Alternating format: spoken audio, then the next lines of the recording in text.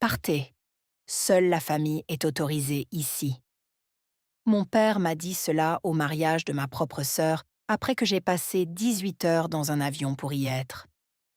Je me tenais sur un chemin de gravier, bordé de pivoines blanches, mon bagage à main, toujours à la main, écoutant un quatuor à cordes jouer à travers les portes d'un lieu où je n'étais pas autorisée à entrer. Ma mère se tenait 2 pas derrière lui et ne disait rien. Quelques jours plus tard, elle a appelé à propos une facture de 38 000 $ à mon nom pour un mariage auquel je n'avais pas été autorisée à assister. Ce que j'ai dit ensuite l'a rendue complètement silencieuse. Indiquez votre emplacement et l'heure locale dans les commentaires. J'adore savoir où vous êtes tous. Je m'appelle Athéna. J'ai 34 ans. Je travaille dans le conseil en conformité à Londres. Maintenant, laissez-moi vous ramener 4 mois en arrière, le jour où j'ai reçu une invitation de mariage à laquelle je n'aurais jamais dû faire confiance. En grandissant dans le foyer Sinclair, il y avait 2 versions de l'enfance sous un même toit. Il y avait la version de Paige, celle avec des robes de bal de fin d'année, et une Honda Civic d'occasion, l'attendant dans l'allée pour son 16e anniversaire, payée par un père qui l'appelait « ma petite étoile », sans la moindre trace d'ironie. Et il y avait la mienne, la version où je remplissais mes propres candidatures universitaires à la bibliothèque publique, parce que personne ne me rappelait que les délais approchaient. Mon père, Gérald, gérait un petit magasin de matériaux de construction dans le sud de Charlotte. Il en parlait comme si c'était un empire. En réalité, c'était un bâtiment en parpaing avec un toit qui fuyait et 3 employés à temps partiel qui ne restaient jamais plus d'une saison. Ma mère, Donna, tenait la maison et maintenait la paix, ce qui signifiait principalement être d'accord avec tout ce que Gérald disait et rediriger toute tension vers le chemin de la moindre résistance. Et ce chemin, c'était généralement moi. Paige avait 5 ans de moins, était charmante sans effort et croyait sincèrement que le monde s'organisait autour d'elle parce qu'elle le méritait. Je ne dis pas cela avec amertume. Je le dis parce que c'est le principe de fonctionnement d'où tout le reste a découlé. J'ai quitté la maison à 18 ans avec une bourse partielle pour l'UN Charlotte et un compte d'épargne que j'avais constitué grâce à des frais de tutorat. Personne ne m'a conduite au campus. Personne ne m'a aidé à déménager. Je ne m'y attendais pas. Il y a 7 ans, à 27 ans, j'ai pris un poste chez Whitfield et Crane Consulting à Londres.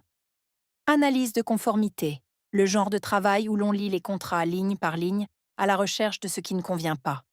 J'étais douée pour cela. Je m'y étais entraînée toute ma vie sans le savoir.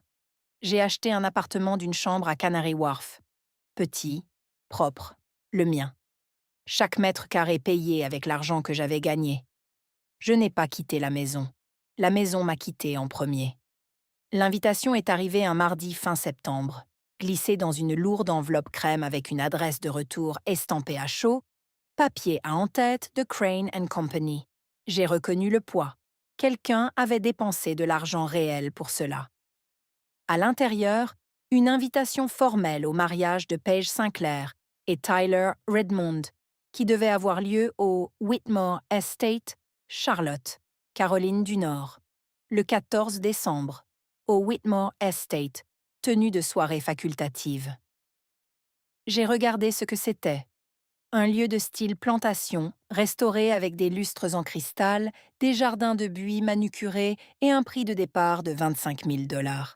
Pour une famille qui ne pouvait pas se permettre de réparer la climatisation du magasin de matériaux de construction, c'était un luxe inabordable. Ce qui m'a arrêtée, c'est la note que Paige avait glissée à l'intérieur, manuscrite sur une carte séparée. Son écriture bouclée. « Ce ne serait pas complet sans toi. S'il te plaît, viens. P. 7 ans. En 7 ans, mes parents m'avaient appelé exactement quand ils avaient besoin de quelque chose. Une question de co-signature. Gérald s'est rapidement rétracté. Un avis sur une facture médicale. Donna voulait que je traduise. Paige appelait pour les anniversaires. Parfois, Noël était un message de groupe. Et maintenant ceci.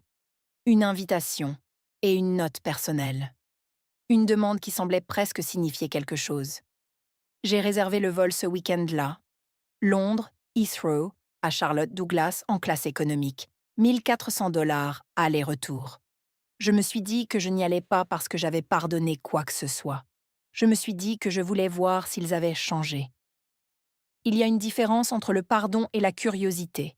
Je m'accrochais à la seconde à 2 mains. Rachel Torres, ma plus proche amie de l'université, maintenant parajuriste chez Barnes et Whitfield à Charlotte, m'a envoyé un message quand je lui ai dit « Tu y vas vraiment ?» Décision audacieuse. J'aurais dû écouter son ton. J'ai atterri à Charlotte Douglas un vendredi soir de décembre. Le terminal sentait le cinnamon et le kérosène, et tout me semblait à la fois familier et étranger. L'accent des agents d'embarquement, l'humidité persistante même en hiver. J'ai récupéré une voiture de location au comptoir Hertz et j'ai conduit jusqu'au Hilton Garden Inn, près du quartier universitaire. Je ne restais jamais chez mes parents quand je leur rendais visite. C'était vrai depuis des années. Personne ne le remettait plus en question. De la chambre d'hôtel, j'ai appelé Paige. Ça a sonné 5 fois. « Salut », dit-elle d'une voix trop enjouée. « Tu es arrivé. »« Je viens d'arriver. Y a-t-il quelque chose que je devrais savoir pour demain ?»« Sois juste sur place à 14 heures. La cérémonie commence à 15 heures. » Sa voix avait cette qualité hachée, le genre qui indique que quelqu'un est dans une pièce avec d'autres personnes et ne veut pas en dire beaucoup. Je dois y aller. Répétition, tout ça. À demain. À demain. Elle raccrocha avant que je puisse ajouter quoi que ce soit. J'appelai ensuite ma mère. Donna décrocha à la 2e sonnerie et la première chose qu'elle dit tomba comme une pierre dans l'eau calme. « Oh, tu es vraiment venue. Je pensais, eh bien, le vol était si long. Je me suis dit que tu changerais d'avis. » Je m'assis sur le bord du lit d'hôtel, vêtue de mon trench coat Burberry, ma valise Rimowa toujours debout près de la porte, et laissai cette phrase s'imprégner. Elle ne dit pas qu'elle était contente. Elle ne dit pas qu'elle me verrait demain. Elle dit qu'elle pensait que je ne viendrais pas. Je lui dis que je serais sur place à 14 heures et ai mis fin à l'appel. Quelque chose n'allait pas. Je le sentais comme on sent un changement de pression en cabine. Rien de visible, juste un décalage qui fait siffler les oreilles. Je ne dormis pas bien cette nuit-là. Le samedi 14 décembre, je portais une robe bleu marine ajustée que j'avais achetée sur Regent Street précisément pour cette occasion. Des talons bas, des clous d'oreilles en perles, rien d'ostentatoire, juste assez pour dire que j'avais ma place quelque part, sans trop chercher à le prouver. Le domaine Whitmore se trouvait au bout d'une longue allée de graviers bordée de magnolias, dénudés, ornés de lumière blanche. À travers les hautes fenêtres de façade, je pouvais voir le scintillement des lustres. Un quatuor à cordes s'échauffait. Un air de Pachelbel flottait au-dessus des haies de buis. Mon père se tenait à l'entrée. Pas à l'intérieur pour accueillir les invités. Pas à l'hôtel en attendant Paige. Debout dehors sur le gravier, les mains dans les poches d'un gilet anthracite que je n'avais jamais vu auparavant. À côté d'un Cadillac Escalade loué qui portait encore la plaque du concessionnaire. Il me vit arriver et s'avança. « Athéna, tu dois partir. » Je m'arrêtai de marcher. « Pardon ? Seule la famille est autorisée. Tu n'as pas été invitée. » Je brandis l'invitation. La véritable invitation de Crane & Company, gaufrée à la feuille, avec mon nom dessus. « J'ai l'invitation juste ici, papa. » C'était une erreur. Tu n'aurais pas dû venir. Je regardais par-dessus son épaule. À travers les portes vitrées, je pouvais voir Paige dans une robe de mariée blanche Vera Wang, riant avec une demoiselle d'honneur. Donna se tenait près de l'entrée dans une robe lavande de mère de la mariée, nous observant à travers la fenêtre. Elle ne sortit pas. Elle ne fit pas de signe. « Papa, ne fais pas de scène. Les invités sont à l'intérieur. Pars. » Je ne suppliais pas. Je ne pleurais pas. Pas devant lui. Je me retournais, tirais ma ramoa sur le gravier et marchais jusqu'à la voiture de location. Je ne pleurais qu'une fois les portes verrouillées et le moteur en marche. Et même alors, je ne pleurais pas pour le mariage. Je pleurais parce que je m'étais permis d'espérer. De retour au Hilton, je m'assis sur le lit, toujours dans la même robe bleu marine, mes chaussures aux pieds, et fixais la télévision muette pendant ce qui me sembla 1 heure. La chambre sentait le nettoyant industriel pour tapis et le sachet de lavande que j'emporte toujours dans mon bagage à main. Un monde loin des lustres et de Pachelbel. J'appelais Rachel à 20 heures. Ils ont fait quoi? Sa voix était si perçante qu'elle aurait pu couper du verre. Je lui racontais tout. Gérald à l'entrée, Donna observant à travers la fenêtre, Paige riant à l'intérieur en verre à Wang pendant que je me tenais sur le gravier, tenant une invitation que personne n'avait honorée. « Je veux rentrer chez moi, dis-je. Je vais changer mon vol. » Non, pas encore. Rachel, écoute-moi. Quelque chose ne colle pas dans cette histoire. Ils t'ont envoyé une invitation. Paige t'a écrit un mot personnel. Tu as volé 18 heures et ils t'ont refoulé à la porte. Je l'entendis poser une tasse de café. Les gens ne font pas ça à moins d'avoir besoin de quelque chose de toi ou de cacher quelque chose. Je voulais argumenter. Je voulais dire que ma famille était tout à fait capable de cruauté désinvolte sans arrière-pensée, que parfois les gens vous blessent simplement parce qu'ils le peuvent et parce que vous êtes là. Mais Rachel avait passé 6 ans comme parajuriste. Elle avait appris à entendre ce qui se cachait derrière les apparences. « Donne-lui juste quelques jours, dit-elle. Reste à Charlotte. Si rien ne se passe, rentre dimanche. Mais quelque chose va se passer. Je le sens. » Je ne la crus pas. J'ouvris le site de British Airways sur mon ordinateur portable, faisant défiler les sièges disponibles pour le lendemain matin. Mon doigt plana au-dessus du bouton de confirmation. Je ne cliquais pas. Peut-être qu'une partie de moi le sentait aussi. 3 jours passèrent. Personne n'appela. Je restais au Hilton, travaillant à distance depuis le bureau près de la fenêtre, examinant des dossiers d'audit pour un client basé à Zurich qui se fichait que ma vie personnelle s'écroula. C'était le réconfort du travail de conformité. Les contrats n'ont pas de sentiments. Ils disent juste ce qu'ils disent. Le lundi, je fis l'erreur d'ouvrir Instagram. Le fil d'actualité de Paige avait explosé. Le domaine Whitmore sous la lumière de l'heure dorée. Paige et Tyler sous une arche de rose blanche. Le gâteau, 5 étages. La crème au beurre, probablement 2000 $ à elle seule. Les hashtag mariage Sinclair, hashtag le jour parfait, hashtag pour toujours, Redmond. 47 photos, pas une seule de moi, pas une seule mention, comme si je n'existais pas, comme si je n'avais jamais volé 18 heures, ni foulé cette allée de gravier, ni tenu une invitation qui était censée avoir un sens. Puis, je vis la publication de ma mère. Donna avait mis en ligne un collage. Paige bébé, Paige au bal de promo, Paige avec Gérald devant l'hôtel, et en bas, une photo de Paige et moi enfants, peut-être âgés de 8 et 3 ans, assises sur le porche dans des robes d'été assorties. La légende? Si fière de mes 2 filles. Je fixais ce mot, 2, jusqu'à ce qu'il perde tout sens. Elle avait publié « Mes 2 filles » pour l'auditoire de cousins et d'anciens voisins qui la suivaient, pour le récit. Elle ne pouvait guère expliquer pourquoi l'une de ses filles ne figurait sur aucune des photos de mariage. Alors, elle avait puisé dans les archives d'une décennie passée pour une preuve d'inclusion qui n'existait plus. Pendant ce temps, Paige publia un aperçu. Compte à rebours de la lune de miel. Bali, nous voilà, avec une localisation taguée au Four Seasons Resort. Je fermai l'application, éteignis l'ordinateur portable et mangeai des crackers de distributeur automatique pour le dîner. Certaines représentations peuvent être regardées, d'autres ne peuvent qu'être endurées.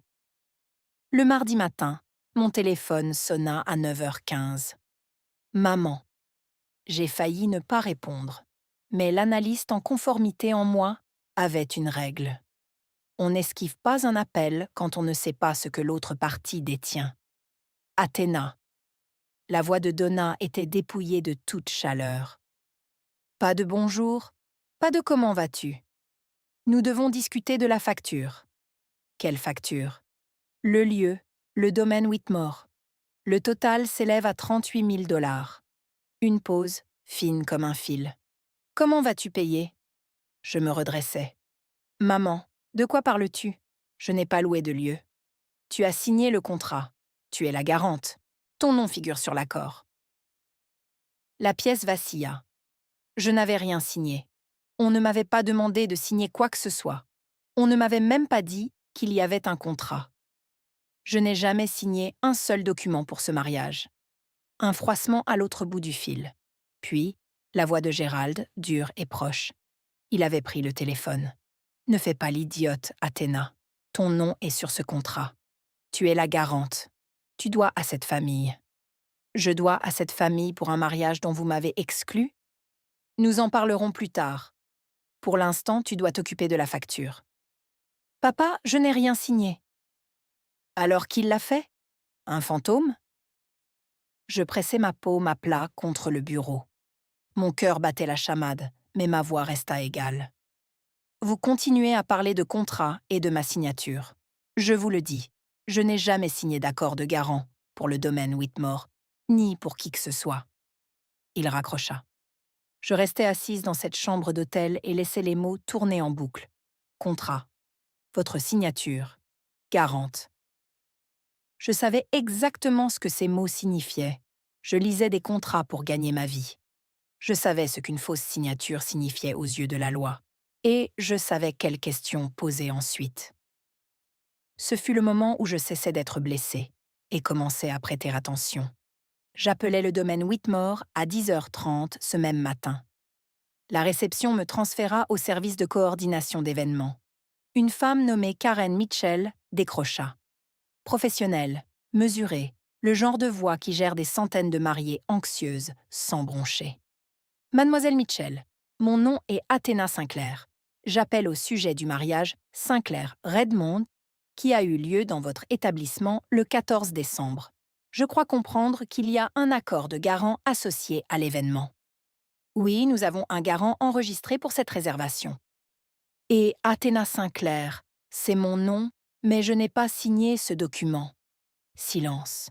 Le genre de silence qui vous dit que quelqu'un vient d'arrêter de taper. « Mademoiselle Sinclair, pouvez-vous répéter ? » « Je vous dis que je n'ai jamais signé d'accord de garant pour ce mariage. On ne me l'a pas demandé et je n'étais pas présente. Je voudrais demander une copie du document. » Plus de silence, puis avec prudence. « Madame, si ce que vous dites est exact, ce serait une affaire sérieuse pour notre service juridique. Je comprends. Je demande une copie par le biais de la voie officielle que vous exigez. Je peux fournir une pièce d'identité délivrée par le gouvernement pour prouver que je suis bien celle que je prétends être. » Elle m'expliqua la procédure. Soumettre une demande écrite, inclure une copie de mon passeport pour vérification d'identité, et l'équipe juridique enverrait par courriel une copie numérisée dans les 48 heures. Je la remerciais, raccrochais et rédigeais la lettre de demande en 12 minutes.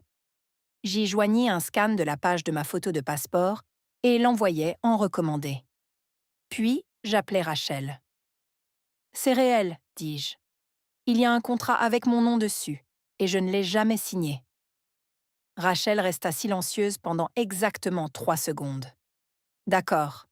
Maintenant, on travaille. » J'avais 48 heures avant l'arrivée de la copie du contrat. 48 heures pour décider quel genre de personne j'allais être. Les appels commencèrent le mercredi. Tante Caroline fut la première. Elle avait le ton chaleureux mais ferme d'une femme qui avait déjà répété son discours. « Athéna, ma chérie, ta mère est hors d'elle. Elle dit que tu avais promis de couvrir les frais du lieu et que maintenant tu te rétractes. Je sais que les choses sont compliquées, mais pense à la santé de tes parents. » Je n'ai rien promis, j'avais envie de dire, mais je reconnaissais le scénario. Donna avait déjà mis en place le récit. Oncle Roger suivit avec un courriel, de 4 paragraphes, interligne simple. Objet, la famille avant tout. L'argument principal, la famille n'est pas une question de contrat, mais d'amour. Ne laissons pas l'argent nous détruire. Cela se lisait comme un éloge funèbre pour une relation qu'il n'avait en réalité jamais entretenue avec moi. Cousine Bette envoya un message. Paix juste. Ce sera plus simple pour tout le monde. 23 membres de la famille élargie Sinclair. 22 d'entre eux recevaient le même récit, que j'avais pris un engagement et que je le rompais, que j'étais égoïste, froide, et que je choisissais l'argent plutôt que le sang. Je fis des captures d'écran de chaque message vocal, de chaque courriel. La formation en conformité vous apprend une chose avant tout. Documentez tout, surtout quand l'histoire racontée n'est pas la vôtre. Puis, mon téléphone vibra avec un message d'un numéro que je ne reconnaissais presque pas. Cousin Dylan, salut. Quelque chose ne tourne pas rond. Maman n'arrête pas de dire que tu as promis. Mais je ne pense pas que ce soit toute l'histoire. Tu veux en parler? Dylan était le fils de tante Caroline, âgé de 26 ans, discret. Il travaillait dans l'informatique. Il avait toujours été l'observateur de la famille, celui qui regardait pendant que tous les autres jouaient leur rôle. Je tapais. Pas encore, mais garde l'œil ouvert. Il répondit par un simple pouce levé. Une personne sur 23. Une personne qui avait pensé à demander. J'enregistrais la conversation et fermais mon téléphone. Le contrat était en route. Paige appela. C'était le jeudi après-midi. J'étais assise au bureau de l'hôtel, en train d'examiner une évaluation des risques pour le travail, quand son nom s'illumina sur mon écran. Athéna. Aucune chaleur, aucune voix de sœur, juste le ton neutre de quelqu'un qui appelle pour conclure une affaire. Tu dois juste payer la facture. Tu gagnes un salaire à 6 chiffres. 38 000 $, c'est comme un mois de salaire pour toi. Tu m'as exclu de ta page de mariage. Et maintenant, tu veux que je paie pour ça. C'était la décision de papa. Je ne voulais pas, mais tu ne l'as pas arrêté non plus. Silence. Écoute, dit-elle. Papa s'est occupé du contrat il y a des mois. C'est fait. Paie juste la facture et nous pourrons passer à autre chose comme des adultes. Je n'ai jamais rien signé. Peu importe. Papa s'en est occupé. Papa s'en est occupé comment exactement? Je ne connais pas les détails. Je sais juste que ton nom est sur le formulaire. Écris juste le chèque et arrête d'être dramatique. Tu peux te le permettre. Je me penchai en arrière dans la chaise et regardai le plafond. La texture granuleuse, la légère tache d'eau près de la bouche d'aération. 38 000 $ pour un mariage où je n'avais pas le droit de dépasser le gravier. Paige, peux-tu me dire une seule chose honnête? Savais-tu que papa avait mis mon nom sur ce contrat? Le silence dura 5 secondes. Quand on compte, 5 secondes, c'est un gouffre. Ça n'a pas d'importance, dit-elle. Ça en a pour moi. Tu as quitté cette famille, Athéna. Tu as déménagé à Londres et tu as disparu. Tu ne peux pas revenir et jouer les victimes. Je mis fin à l'appel, posai le téléphone face contre le bureau. Mes mains étaient non stables. Non pas parce que j'étais calme, mais parce que quelque chose avait changé. Elle savait. Elle avait su tout ce temps. Et elle s'en fichait. Le vendredi matin, Gérald rappela. Cette fois, sa voix avait une certaine acuité, le genre qu'un homme adopte quand il s'est entraîné devant un miroir. J'ai parlé à un pote qui fait du droit immobilier. Il dit que le contrat de garant est juridiquement contraignant.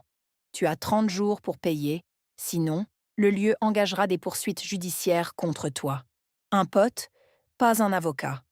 Un pote qui fait de l'immobilier. J'eus presque pitié de la faiblesse de son bluff. Ton pote a-t-il aussi mentionné ce qui se passe si la signature du garant a été falsifiée? Un silence pesant. Le genre qui a du poids. Personne n'a rien falsifié, dit Gérald, plus lentement cette fois. Tu inventes des choses pour te soustraire à ce que tu dois. Je ne dois rien pour un mariage dont j'ai été exclu, papa, et j'aurai le contrat entre les mains cet après-midi. Nous verrons dont le nom y figure réellement. Tu te crois si intelligente avec ton travail à Londres et ton appartement chic? Un juge ne se souciera de rien de tout cela. Tu es libre de me traîner en justice, mais je te suggérerais fortement de parler d'abord à un vrai avocat, pas à un pote. Tu es ingrate? Il raccrocha avant de finir sa phrase. Je n'avais pas besoin qu'il la termine. On m'avait traité d'ingrate tant de fois que le mot avait perdu ses aspérités, comme une pierre polie par le courant d'une rivière. Mais voici ce que je remarquai. Il ne nia pas la falsification. Il esquiva, il menaça, il attaqua. Mais quand je prononçai le mot « falsifié », il se tut d'abord. Il se tut avant de dire un seul mot. Ce silence me dit tout. Rachel envoya un message à midi. Le contrat devrait arriver dans ta boîte de réception aujourd'hui. Prête? J'étais prête. J'étais prête depuis le jour où j'avais appris à lire les petits caractères pour gagner ma vie. Donna appela ce même soir, seule cette fois. Sans Gérald en arrière-plan. Sa voix avait changé de registre, plus douce, plus tremblante, empreinte de larmes qui pouvaient être réelles ou non. Athéna, je t'en supplie. Ton père n'arrive pas à dormir. Si la salle intente une action en justice, nous pourrions perdre la maison. Maman, vous pourriez perdre la maison parce que quelqu'un a falsifié ma signature sur un contrat. N'utilise pas ce mot, sa voix se tendit. Nous n'avons rien falsifié. Nous avons utilisé tes informations parce que nous n'avions pas le choix. C'était ça, enfoui dans un déni, une confession. Vous n'aviez pas le choix. Vous aviez le choix de prendre le téléphone et de me demander. Tu aurais dit non. Et cela aurait dû être la fin. Un long soupir. J'entendais le tic-tac de l'horloge de la cuisine à travers le téléphone, la même horloge en laiton qui avait toujours été accrochée au-dessus de la cuisinière pendant toute mon enfance. « Tu as toujours été comme ça, dit-elle, et la douceur s'évapora. Froidement. Même enfant, ta sœur avait besoin de ce mariage. Ton père et moi. Notre crédit était ruiné depuis l'échec de l'entreprise. La salle exigeait un garant. Nous avions ton numéro de sécurité sociale, tes déclarations de revenus. Ils étaient dans ton ancienne chambre. Donc, vous avez pris mes informations personnelles et avez signé mon nom à mon insu. Nous n'avons rien volé. Tu es notre fille. C'est ce que fait la famille. La famille demande « Maman, la famille ne vole pas ». Tu ne sais pas ce que c'est. Tu es assise à Londres, dans ton petit appartement, et tu n'as aucune idée de ce que nous avons traversé. Je sais exactement ce que vous avez traversé parce que vous venez de me le dire. Vous avez fouillé mes documents personnels, falsifié ma signature sur un accord légal, puis m'avez exclu de l'événement pour que je ne le découvre pas. Elle pleurait maintenant. Je ne pouvais pas dire si c'était de la culpabilité ou de la frustration. Je laissais le silence faire son œuvre. Le samedi, la campagne familiale avait atteint son paroxysme. Tante Caroline laissa un message vocal si soigné qu'il aurait pu être dicté par Donna elle-même. « Pense à la santé de tes parents, ma chérie. Ta mère a eu des douleurs à la poitrine. 38 000 $ valent-ils vraiment le cœur de ton père ?» Oncle Roger envoya un second courriel, plus court cette fois, avec pour objet « déçu ». Une phrase se distinguait. « Nous ne t'avons pas élevé pour que tu deviennes ce genre de personne. » Nous, comme s'il avait eu la moindre part dans mon éducation. Cousine Bette transféra un message de groupe destiné à quelqu'un d'autre. Un accident, sans doute, qui disait « Elle est impossible. Maman dit qu'elle ne bougera pas. » Le message de groupe qu'elle avait voulu transférer provenait d'une chaîne familiale à laquelle je n'avais jamais été ajoutée. 22 personnes, toutes en train de discuter de moi, aucune d'entre elles ne me parlant. Puis Dylan envoya un nouveau message. Tante Donna organise un brunch familial dimanche prochain chez maman. Elle ne cesse de dire que c'est pour discuter de la situation, mais d'après ce que j'entends, je pense qu'elle va te faire pression publiquement. Attention, je le lus 2 fois. Un brunch familial, un public, une scène. Donna était en train de réunir le jury. Ce qu'elle ne savait pas, c'est que le contrat devait arriver d'une heure à l'autre. Et ce qu'elle ne pouvait pas imaginer, c'est que je pourrais me présenter à ce brunch avec la seule chose qu'elle redoutait. La vérité écrite noir sur blanc. Je répondis à Dylan par message. Je serai là. Puis j'appelai Rachel. Ils organisent une intervention publique, dis-je. Dimanche prochain. Bien, dit Rachel. Et je l'entendis sourire à travers le téléphone. Laisse-les faire. 22 membres de la famille, un seul récit, et pas une seule personne n'avait demandé à voir le contrat. Cela était sur le point de changer. Le samedi soir, seule dans la chambre d'hôtel. J'ai failli abandonner. J'avais le site de British Airways ouvert sur mon ordinateur portable. Une place sur le vol du dimanche matin pour Heathrow, rangée 34A, côté couloir, pour des frais de modification de 260 $. Mon curseur reposait sur le bouton de confirmation comme une main sur une poignée de porte. Londres était à 18 heures de là. Mon appartement, mon bureau, ma vie, tout cela avait un sens. Rachel arriva à 9 heures avec 2 cafés du hall et ne frappa pas. Elle utilisa la carte clé de rechange que je lui avais donnée le mercredi. Ferme l'ordinateur portable. Je regarde juste. Tu fuis. Elle posa le café sur la table de chevet et s'assit au pied du lit. Et c'est sur ta fuite qu'il compte. Gérald parie sur le fait que tu rentreras à Londres en avion, paiera la facture discrètement et ne le forcera jamais à s'expliquer. Je ne me soucie pas de le forcer à s'expliquer. Il ne s'agit pas d'explication. Il s'agit de s'assurer qu'ils ne pourront plus jamais signer ton nom sur quoi que ce soit. Cette phrase eut un impact différent de tout ce qu'elle avait dit d'autre cette semaine. L'équipe juridique de la salle devrait envoyer la copie du contrat au plus tard lundi, dit-elle. Attends juste un jour de plus. Je regardais l'écran. Rangée 34A, les frais de modification, l'heure de départ. Un jour de plus, dis-je. Un jour de plus. Je fermai l'ordinateur portable. Rachel resta 1 heure de plus. Nous ne parlâmes pas du mariage ni du contrat. Elle me raconta une affaire de son cabinet, un litige entre propriétaire et locataire, un locataire avec des reçus, des choses normales, des choses humaines. Après son départ, je restais allongée dans l'obscurité et écoutais la machine à glaçons ronronner dans le couloir. Un jour de plus. C'est tout ce qu'elle avait demandé. J'ai failli dire non. Je ne dormis pas. Pas vraiment. À 2 heures du matin, j'étais allongée sur la couette de l'hôtel, toujours habillée, fixant un plafond que j'avais mémorisé au cours de 11 nuits. J'aurais pu dessiner la tache d'eau de mémoire. Sa forme, comme un pays sur une carte que personne ne visite. Mon esprit s'est aventuré là où je ne le laisse habituellement pas aller. J'avais 14 ans. J'avais gagné la foire scientifique régionale avec un projet sur la filtration de l'eau utilisant du charbon actif, et j'avais obtenu la 2e place au niveau de l'État. L'école m'avait donné un petit trophée et un certificat dans un cadre en plastique. Ma mère était censée venir à la cérémonie. Elle n'était pas venue. Gérald était censé me conduire. Il emmenait plutôt Paige acheter de nouveaux crampons pour le football. J'étais rentrée seule en bus, le trophée dans un sac en plastique sur mes genoux parce que je n'avais pas de sac à dos assez grand. Quand je suis rentrée, j'ai posé le trophée sur le comptoir de la cuisine. Le lendemain matin, il avait été déplacé sur le dessus du réfrigérateur, derrière une boîte de céréales. La photo de l'équipe de football de Paige était toujours bien en évidence sur la porte. 20 ans plus tard, allongée dans cette chambre d'hôtel, j'ai compris quelque chose que j'avais évité. Je n'avais pas volé 18 heures pour un mariage. J'avais volé 18 heures pour voir s'ils allaient enfin ouvrir la porte.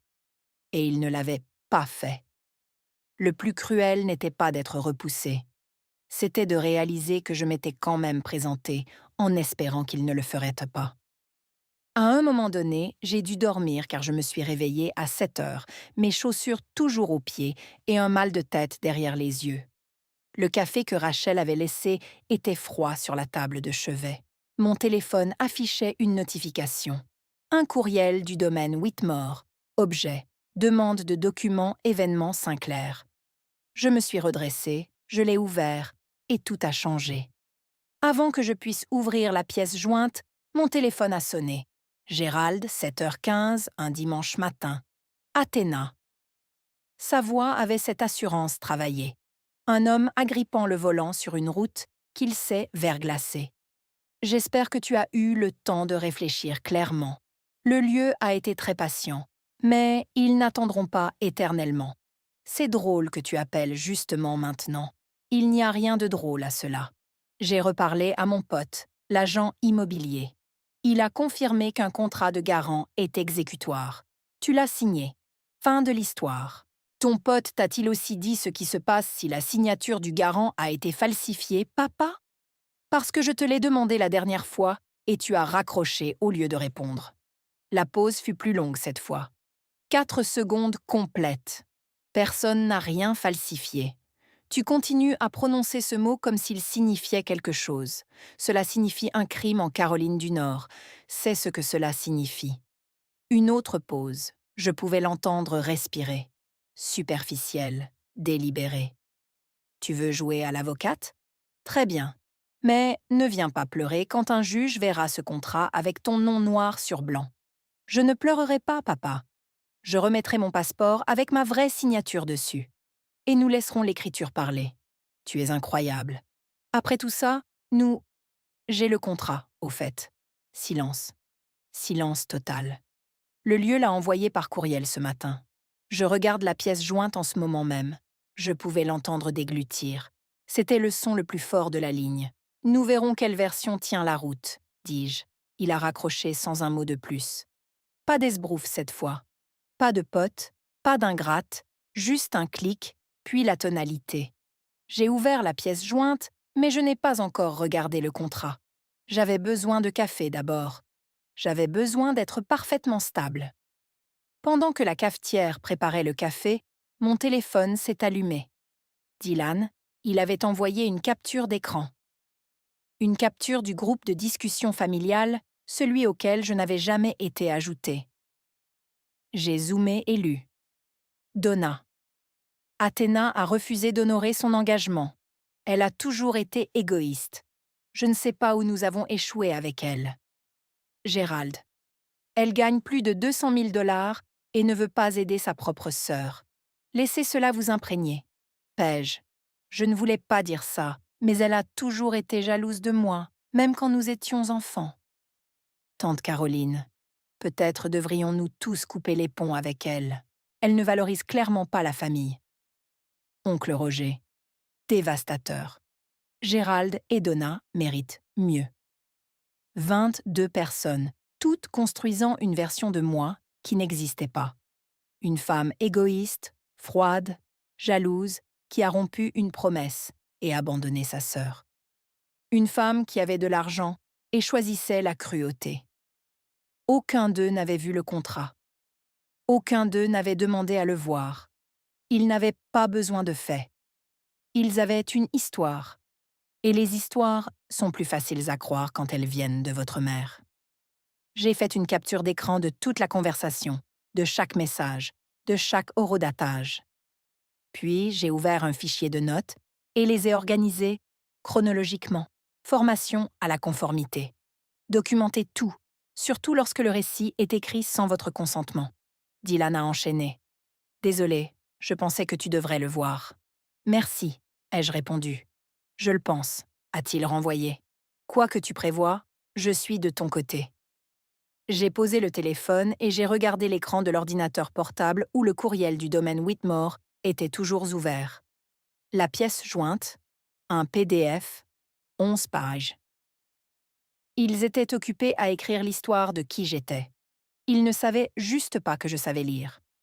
J'ai ouvert le PDF. Page 1, détail du lieu. Le domaine Whitmore, le 14 décembre, mariage Sinclair-Edmond. Forfait événementiel, Grand Magnolia. Coût total, 38 000 $. Page 2. Conditions de paiement, 50% d'acompte dû à la signature. Solde dû dans les 30 jours suivant l'événement. Page 3. Accord de garant. Une page de signature distincte, nette et officielle. La section du garant stipulait « Moi, Athéna Sinclair, garantie par la présente, le paiement intégral du solde restant, au cas où les parties contractantes principales feraient défaut. » Et là, en bas, une signature, Athéna Sinclair. Mais ce n'était pas la mienne. Je fixais l'écriture. Celui ou celle qui l'avait signée avait tenté de reproduire mon écriture, la longue queue du A, la façon dont je bouclais le S. Mais la pression du stylo était incorrecte. L'inclinaison était trop prononcée. Les lettres minuscules ne se liaient pas comme les miennes. On aurait dit que quelqu'un s'était entraîné à partir d'un échantillon, une ancienne déclaration de revenus peut-être, ou un formulaire bancaire, et s'était approché suffisamment pour tromper un coordinateur de lieu qui n'avait aucune raison de s'interroger. Assez proche pour tromper un étranger, pas assez proche pour me tromper. Je posai l'ordinateur portable à côté de mon passeport, ouvert à la page de la photo. Ma vraie signature y figurait, à l'encre bleu marine, ferme, nette, inimitable. Les deux signatures ne correspondaient pas. « Ce n'est pas ma signature », dis-je à voix haute dans une chambre d'hôtel vide. Et je peux le prouver. J'appelai Rachel. Elle décrocha à la première sonnerie. « Je suis en train de le regarder, dis-je. À quel point est-ce grave? Mon nom, l'écriture de quelqu'un d'autre. Ce n'est même pas proche, Rachel, dit-elle en expirant. C'est un cas d'école de faux. Selon la loi de la Caroline du Nord, un accord de garant falsifié est nul et non avenu dès le départ. Il n'a jamais existé. Vous n'avez aucune responsabilité. Je me penchai en arrière sur ma chaise. Ils ne s'étaient pas contentés de mentir à mon sujet. Ils étaient devenus moi sur papier, à l'encre, sans permission. Rachel arriva à l'hôtel en moins d'1 heure, son ordinateur portable sous le bras et un bloc-notes juridique déjà à moitié couvert de notes. Nous nous assîmes au petit bureau près de la fenêtre, avec 2 cafés et le PDF remplissant l'écran entre nous. « Voici ce que nous allons faire », dit-elle en retirant le capuchon de son stylo. « Premièrement, vous rédigez une lettre formelle au service juridique du lieu. Vous déclarez que vous n'avez pas signé l'accord de garant. Vous déclarez que la signature n'est pas la vôtre. Vous demandez qu'ils initient un processus de vérification et vous joignez la page de votre passeport avec votre vraie signature pour comparaison. Exactement. Nous incluons également une brève déclaration des faits. Vous n'étiez pas présente lorsque le document a été signé. Vous n'avez pas été informé de son existence et vous n'avez autorisé personne à signer en votre nom. Je rédigeai la lettre en 20 minutes. Rachel la relut 2 fois, resserra 2 phrases et ajouta une ligne concernant la conservation du document original pour une éventuelle analyse graphologique. « Que se passe-t-il lorsque le lieu confirme la falsification ?» demandai-je. « Les 38 000 $ retombent entièrement sur la partie contractante réelle. Vos parents, paie-je. Et si le lieu le signale aux forces de l'ordre ?» Rachel me regarda par-dessus ses lunettes de lecture. « La falsification est un crime de classe H en Caroline du Nord, passible d'une peine allant jusqu'à 25 mois. Mais c'est la décision du lieu, pas la vôtre. Tout ce que vous faites, c'est dire la vérité. » J'acquiesçai. « Je ne veux pas porter plainte. » « Vous n'êtes pas obligé. Vous avez juste à dire la vérité. » J'envoyai la lettre avec les documents justificatifs, à 14h14 par courriel, recommandé, avec accusé de réception. Puis, je me calai dans mon siège et regardai le plafond. « Et maintenant ?» dis-je. « Maintenant, nous attendons la réponse du lieu et nous nous préparons pour ce brunch, » dit-elle en souriant. Je ne souris pas, mais je ne réservais pas non plus mon vol de retour. Le mardi après-midi, Dylan envoya un nouveau message. « Le brunch est confirmé pour dimanche, chez tante Caroline à midi. Ta mère continue d'appeler ça une discussion familiale. Elle a dit à tout le monde que l'objectif est d'aider Athéna à entendre raison. » Je lus le message dans un café près de l'hôtel. Dehors, la lumière hivernale de Charlotte était pâle et grise, et le parking sentait l'asphalte froid et le petit déjeuner de drive-thru. Aider Athéna à entendre raison, ce qui signifiait me faire asseoir à une table entourée de personnes qui avaient déjà décidé que j'avais tort et me faire pression jusqu'à ce que j'écrive un chèque. J'envoyai un message à Rachel. « Il prépare le terrain. Dimanche, chez tante Caroline. Rachel, tu y vas ? » « Oui. » « Tu es sûre ? Ils veulent une conversation publique. Ils en auront une, mais pas la version qu'ils ont répétée. » Le plan était simple. J'apporterais 3 choses. La copie du contrat avec la signature falsifiée, la lettre que j'avais envoyée au lieu, et mon passeport ouvert à la page de la signature. Pas de discours, pas d'accusation, juste du papier. Laissons les documents parler. C'est ce que je fais dans la vie.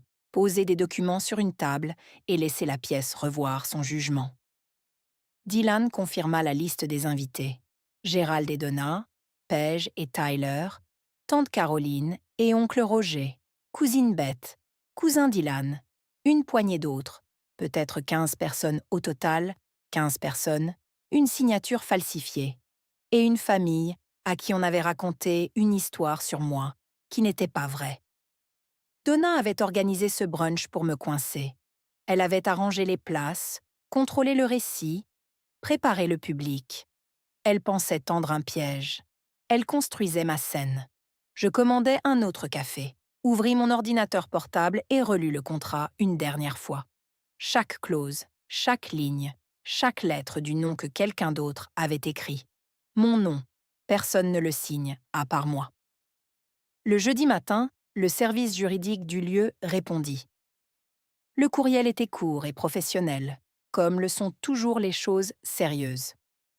Chère mademoiselle, Mademoiselle Sinclair, nous avons reçu votre réclamation officielle concernant l'accord de garant lié à l'événement Sinclair-Redmond.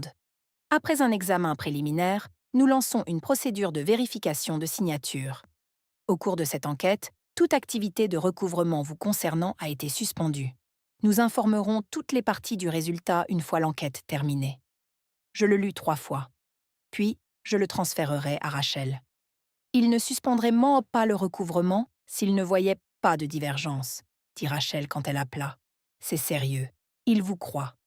2 heures plus tard, un second courriel arriva. Celui-ci ne venait pas du service juridique. Il était de Karen Mitchell, la coordinatrice d'événements, envoyé depuis son adresse personnelle du domaine Whitmore, avec un objet qui disait simplement « Pour information, mademoiselle Sinclair, je ne devrais pas vous dire cela, mais j'y ai pensé depuis votre appel. C'est moi qui ai traité les documents de garant originaux.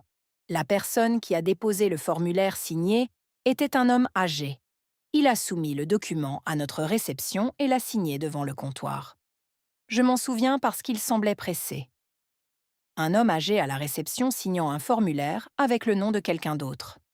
Gérald. Mon père était entré dans ce lieu, avait pris un stylo et avait écrit mon nom comme s'il lui appartenait.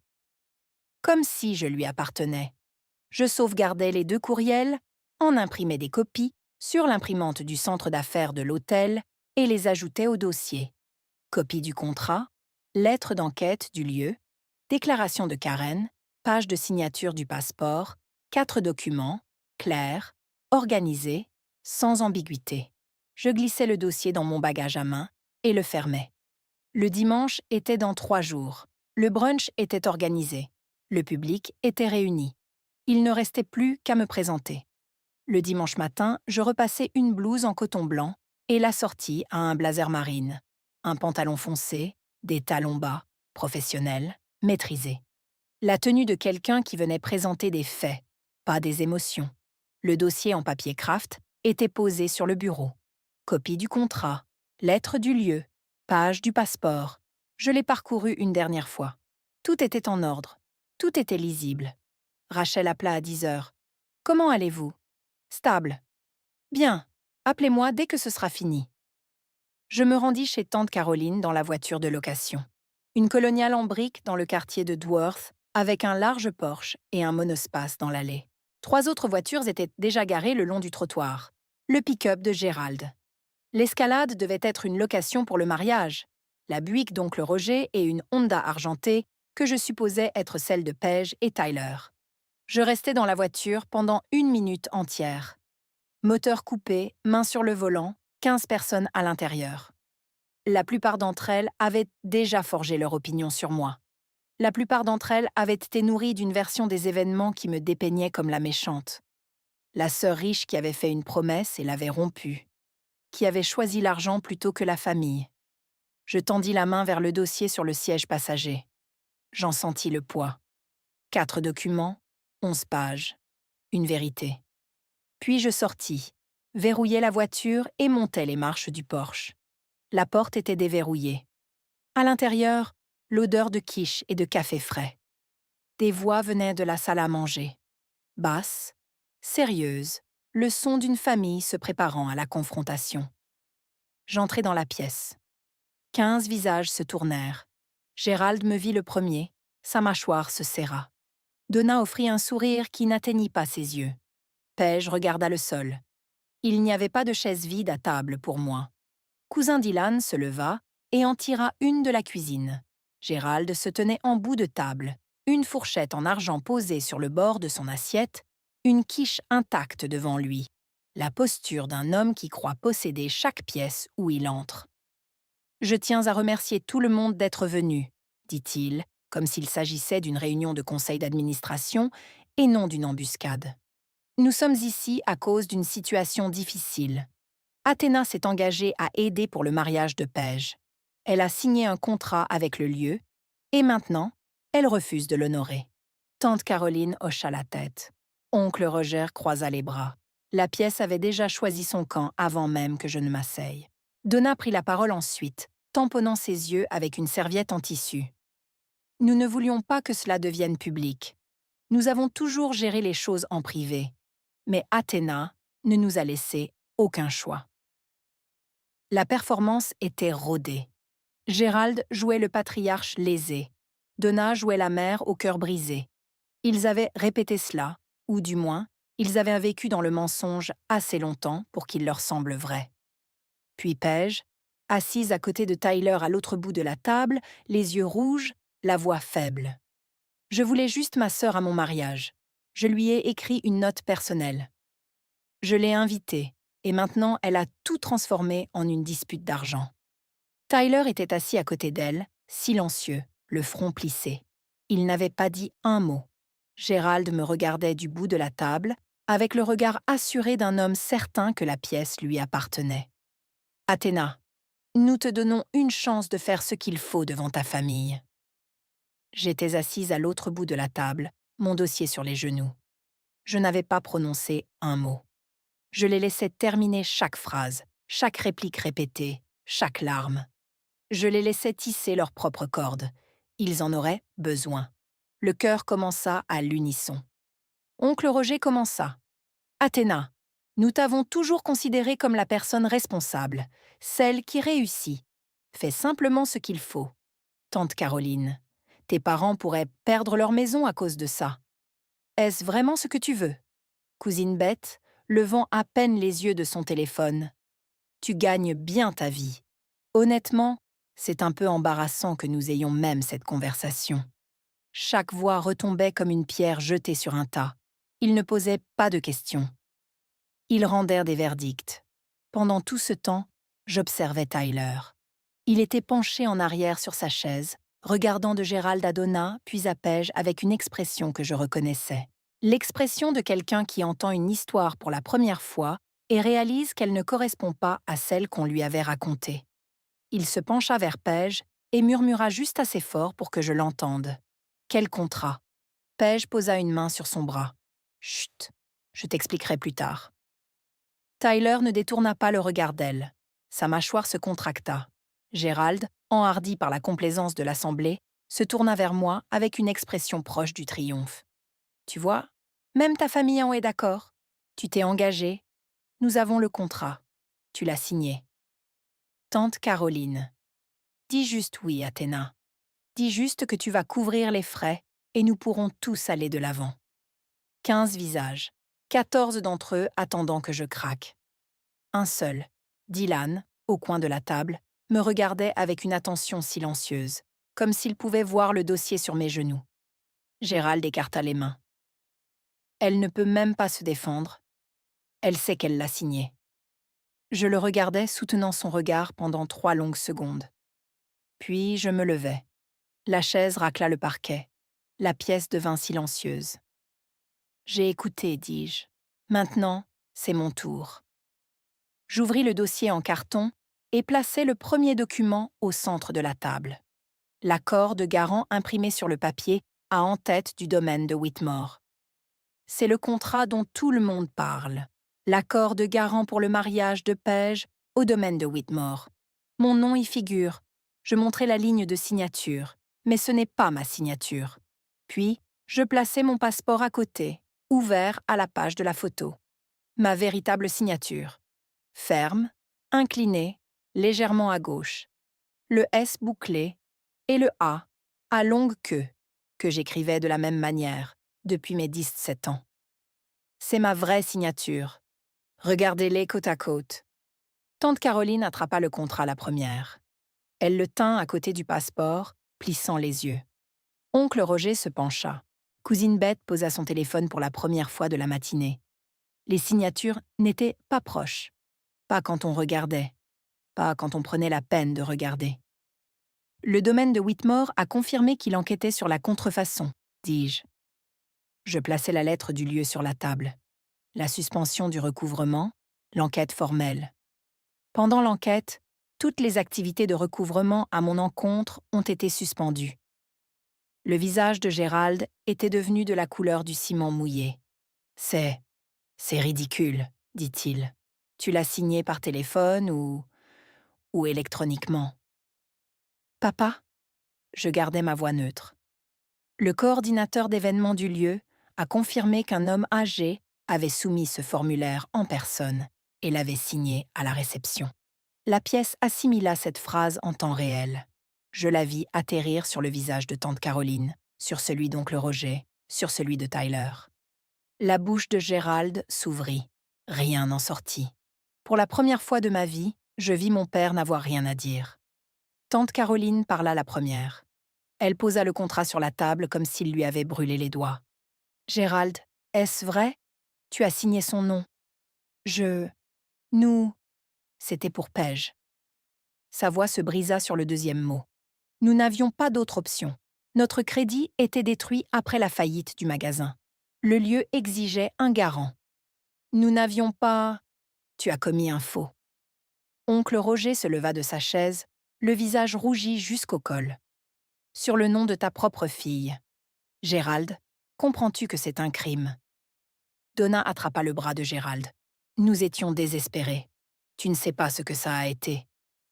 Désespérés? La voix de tante Caroline était une lame. Donna, je t'ai demandé le mois dernier, en face, si Athéna avait accepté d'aider. Tu m'as regardé dans les yeux et tu as dit « oui ». Donna ne dit rien. À l'autre bout de la table, Tyler repoussa sa chaise et se tourna vers Paige. « Attends, tu m'as dit que tes parents couvraient les frais du lieu.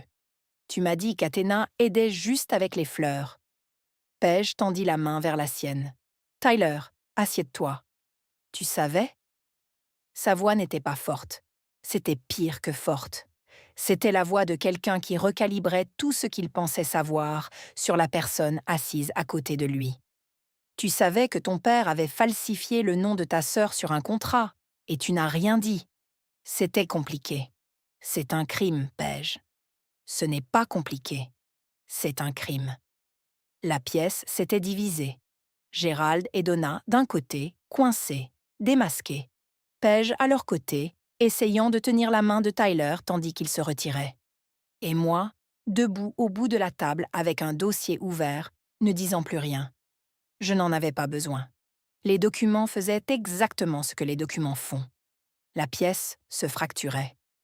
Les voix se chevauchaient. Donna pleurait. Oncle Roger exigeait des réponses. Tyler fixait Paige comme s'il ne l'avait jamais vue auparavant. Je levai une main.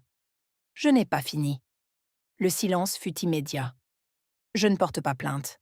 Ce n'est pas pour ça que je suis ici. Je regardais chaque personne à la table, une par une. Mais je veux que tout le monde dans cette pièce comprenne 3 choses. Je levai un doigt. Je n'ai jamais signé ce contrat. Je n'ai aucune obligation légale ou morale de payer un seul dollar des 38 000. Deuxième doigt. J'ai volé 18 heures pour être au mariage de Paige. Je me suis tenue devant ce lieu avec une invitation à la main et j'ai été refoulée à la porte par la même personne qui a falsifié mon nom parce qu'il craignait que je ne le découvre. Troisième doigt. Je ne déteste personne dans cette pièce, mais je ne porterai pas des dettes qui n'ont jamais été les miennes. Et je ne m'excuserai pas de refuser. La voix de Donna perça à travers ses larmes.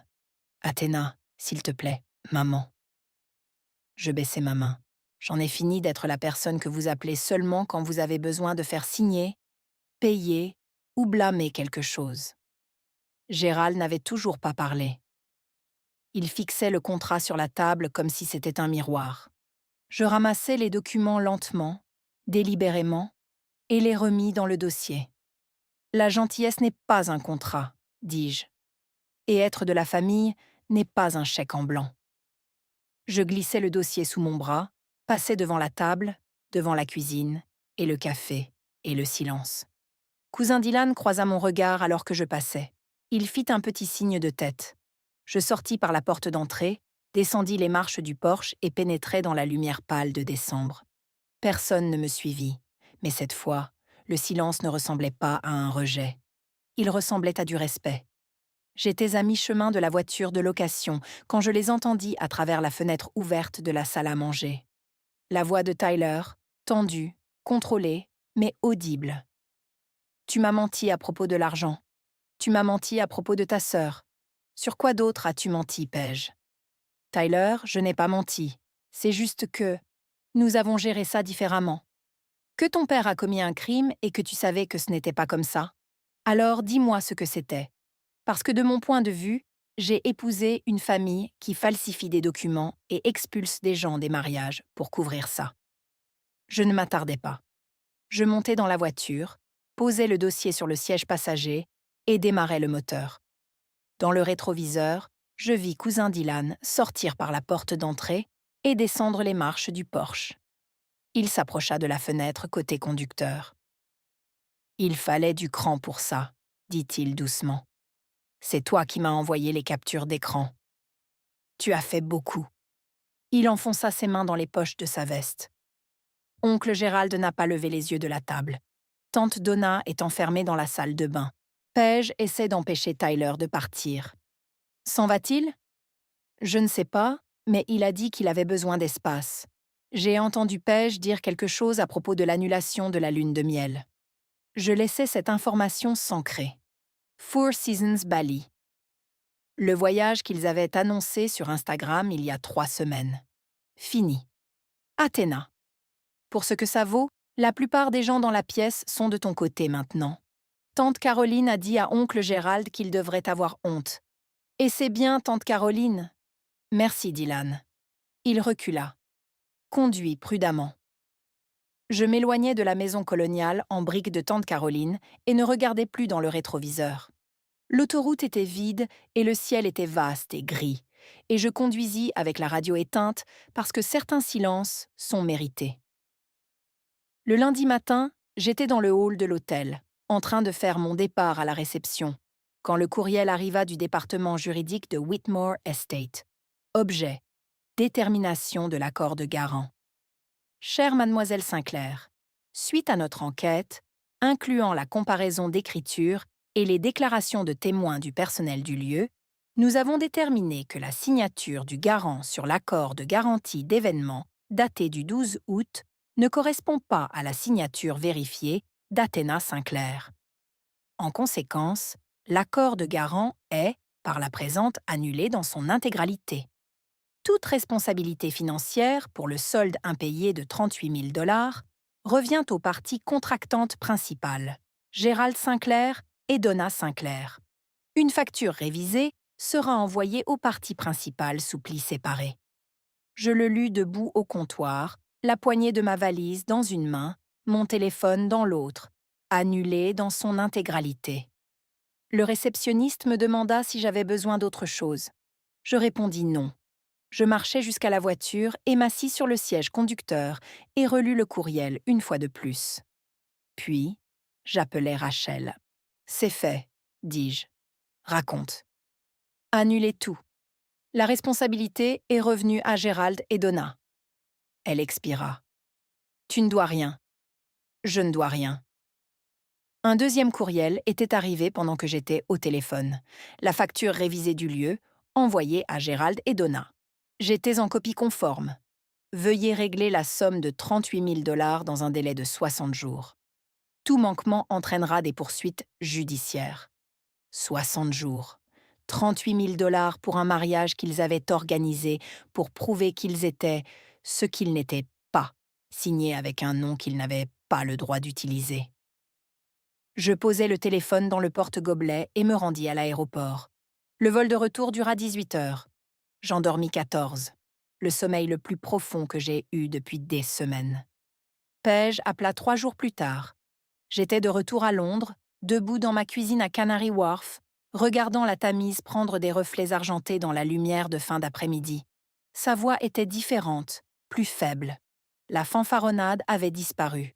« Non, écris juste le chèque. Non, tu peux te le permettre. »« Tyler a annulé Bali, » dit-elle. « Il dit qu'il ne peut pas me faire confiance tant que je ne suis pas honnête sur tout. Cela ressemblait à une conversation que tu devrais avoir avec ton mari, Paige. Il veut que j'utilise l'acompte de la lune de miel pour aider à payer le lieu. 8 000 $. Vas-tu le faire? » Silence. Puis, Je crois que je dois le faire. Je versai de l'eau chaude sur un sachet de thé et laissai infuser. Athéna, j'ai besoin d'aide. Voudrais-tu parler à Tyler? Dis-lui que je ne suis pas une mauvaise personne. Dis-lui que je... Non, s'il te plaît. C'est ton mariage, Paige. Ce sont tes mots à trouver. Je ne peux pas être ton pont. Pas quand c'est toi qui as brûlé le nôtre. Elle pleurait maintenant. Pas les larmes de façade du brunch. De vraies larmes. Celles qui viennent quand on a épuisé toutes les ruses et que la seule chose qui reste est la forme de ce que l'on a fait. J'ai eu tort, dit-elle. Je sais que j'ai eu tort. Savoir n'est pas la même chose que réparer. Alors comment je répare ça? Tu commences par la vérité, avec Tyler, avec toi-même. Tu arrêtes de traiter les noms des autres comme des ressources auxquelles tu as droit. L'appel se termina 1 minute plus tard. Pas de résolution, pas de réconciliation chaleureuse, juste deux sœurs séparées par un océan et une contrefaçon. Et la distance que l'honnêteté crée avant de guérir. Je bus mon thé près de la fenêtre et regardai une péniche descendre lentement la rivière. Certaines choses prennent du temps. J'apprenais à les laisser faire. Gérald appela un jeudi, en fin d'après-midi, son heure, le soir pour moi. Je passais en revue un rapport client à mon bureau quand son nom apparut sur l'écran. Je faillis ne pas répondre, mais l'homme qui appelait n'était pas l'homme que j'attendais. Le lieu menace de nous poursuivre en justice. Sa voix n'avait aucune fermeté, aucune autorité. Elle sonnait comme une voix qui avait été pliée et rangée. Je vais devoir vendre le camion et une partie de l'équipement du magasin. Tu t'es mis dans cette situation, papa?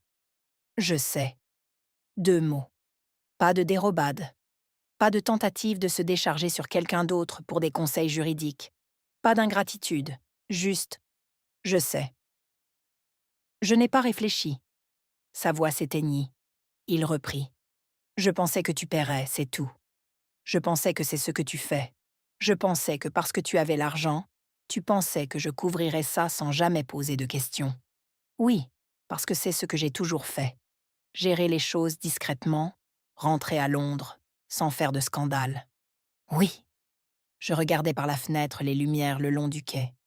Une grue travaillait sur un nouveau bâtiment de l'autre côté de la rivière, sa lumière rouge clignotant dans l'obscurité. « Il y a autre chose, dit-il. Le lieu n'était que le plus gros problème.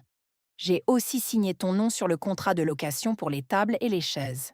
4 500 de plus. 42 500 $ au total à mon nom, sans un mot. Papa, je ne vais pas te faire la morale. Le lieu a annulé le contrat.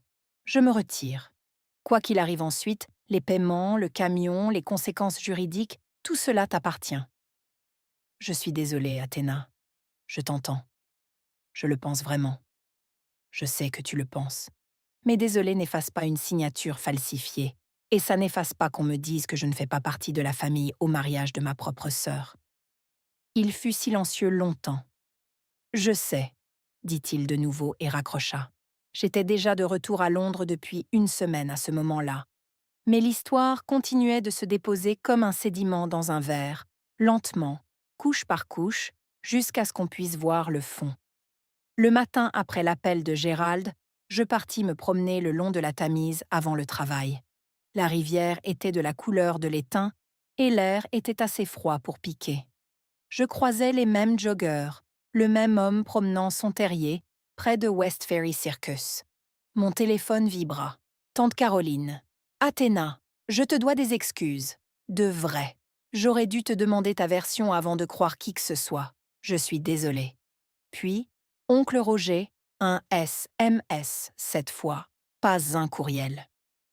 J'ai dit des choses que je n'aurais pas dû. J'ai eu tort. Cousin Dylan, tu es la personne la plus forte que je connaisse. Sérieusement. Je lus chaque message sur un banc près de la rivière. 3 excuses de personnes qui avaient été prêtes à me rayer de leur vie 1 semaine auparavant. Mais rien de Gérald, rien de Donna, rien de Paige, les 3 personnes qui me devaient réellement ces mots. Je rangeai mon téléphone et regardais un bateau touristique fendre l'eau grise. Gagner ne procurait pas le sentiment que j'attendais.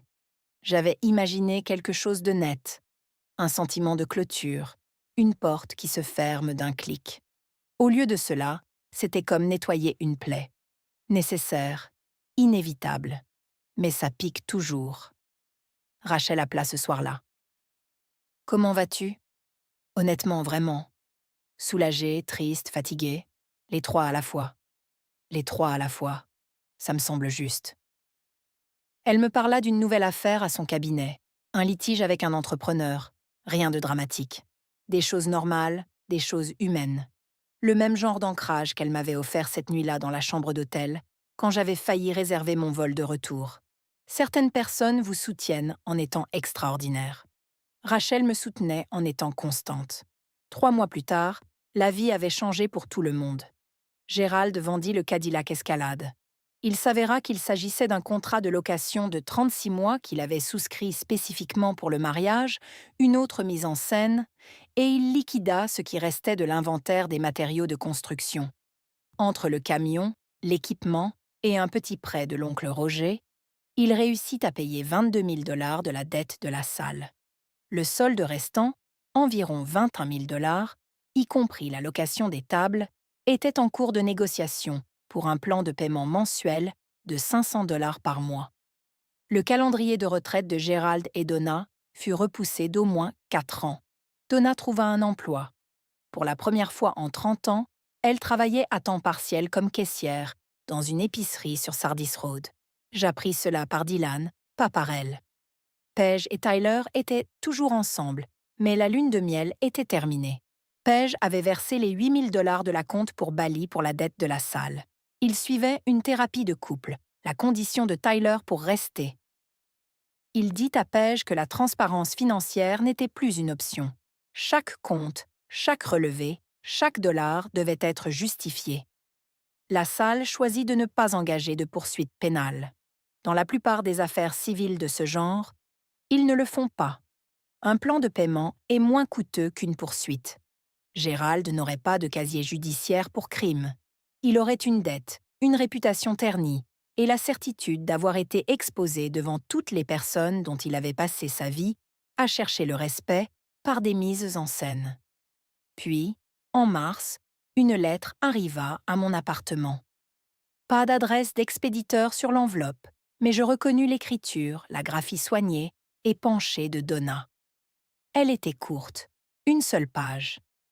Je n'ai aucun droit de demander quoi que ce soit, mais je veux que tu saches que j'apprends ce que signifie gagner une relation au lieu d'en exiger une. Je posai la lettre sur ma table de cuisine, à côté de mon thé. Je ne répondis pas, non pas parce que j'étais en colère, mais parce que je n'étais pas prête, et pour la première fois, je laissais cela suffire. Londres continua sa course. La Tamise changea de couleur avec les saisons, passant de l'étain à l'ardoise, puis à quelque chose de proche du vert quand le printemps arriva. J'allais au travail, je lisais des contrats, je décelais des anomalies qui faisaient économiser de l'argent à des clients qui ne le sauraient jamais. Et je rentrais chez moi, à mon appartement de Canary Wharf, je me préparais du thé et regardais par la fenêtre. Mais quelque chose avait changé. Je commençais à dire oui à des choses que je refusais auparavant. Une invitation à dîner d'un collègue, un week-end à Édimbourg avec Rachel. Elle vint me rendre visite en avril. Un appel téléphonique du cousin Dylan qui dura 1 heure et ne couvrit rien d'important et tout ce qui comptait. Pendant des années, j'avais confondu autonomie et isolement. J'avais bâti une vie propre, ordonnée et entièrement mienne. Et quelque part en chemin, mienne avait commencé à signifier seule. Le voyage à Charlotte n'avait pas résolu cela, mais il avait fissuré le mur suffisamment pour laisser entrer la lumière. En mai, j'appelai Paige. Ce fut un court appel. Aucune mention du contrat, de la salle ou des 38 000 $. Pas d'excuses, pas d'accusation. Juste 2 sœurs qui parlaient pour la première fois, sans arrière-pensée. « Comment va le travail ?» demanda-t-elle. « Occupé. Bien. Occupé. Comment va Tyler ? Il va. Nous y travaillons. La thérapie aide. Bien. Athéna. Oui. Je suis contente que tu aies appelé. Ce fut tout. Pas de grande réconciliation, pas de montage de pardon en larmes, juste une porte laissée ouverte. Non pas parce que quelqu'un l'avait mérité, mais parce que la garder fermée me coûtait plus que je ne l'avais réalisé. La force ne consiste pas à porter le poids de tout le monde. Il s'agit de savoir quels fardeaux sont les vôtres et de déposer ceux qui ne le sont pas. J'avais déposé les miens, et mes mains étaient enfin libres. C'est le soir à Londres maintenant.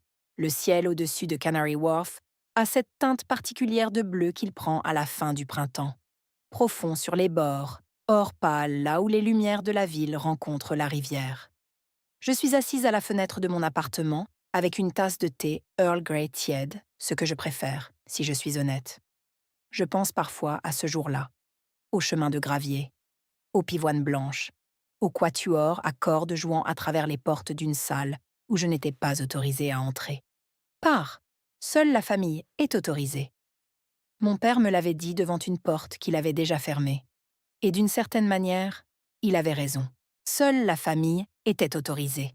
Le problème était qu'il avait oublié qui était réellement sa famille. Il avait oublié que la famille n'est pas une mise en scène que l'on monte pour un public. Ce n'est pas un contrat que l'on signe de la main de quelqu'un d'autre. Ce n'est pas une facture que l'on glisse sur une table en s'attendant à ce que quelqu'un la paie parce qu'il se trouve qu'il partage votre sang. La famille, ce sont les gens qui se présentent, non pas parce qu'ils vous doivent quelque chose, mais parce qu'ils le choisissent. C'est Rachel qui avait apporté du café froid dans une chambre d'hôtel et m'avait dit de fermer l'ordinateur portable. C'est Dylan qui avait envoyé une capture d'écran qui avait tout changé. C'est la version de Paige qui avait appelé en mai et dit « Je suis contente que tu aies appelé », et le pensait vraiment. Je regarde mon passeport sur l'étagère. La signature à l'intérieur est la mienne. Nette, certaine, non falsifiée. Je m'appelle Athéna Sinclair. J'ai 34 ans. Je travaille dans la conformité. Je vis seule dans un appartement au bord de la rivière. Et j'apprends encore que dire non à ce qui vous blesse, c'est la même chose que dire oui à qui vous êtes. Personne ne signe mon nom à part moi. Et c'est suffisant. C'est enfin suffisant. C'est mon histoire. Et si vous êtes encore là, merci. Souvenez-vous de votre nom, votre signature vous appartient. Ne laissez personne l'écrire pour vous. Merci d'avoir écouté mon histoire. Si elle vous a touché, laissez un like, écrivez en commentaire ce qui vous a le plus touché et abonnez-vous à la chaîne. Il y aura encore beaucoup d'autres histoires. Ce n'est pas la fin de mon histoire, ce n'est que le début de quelque chose de meilleur.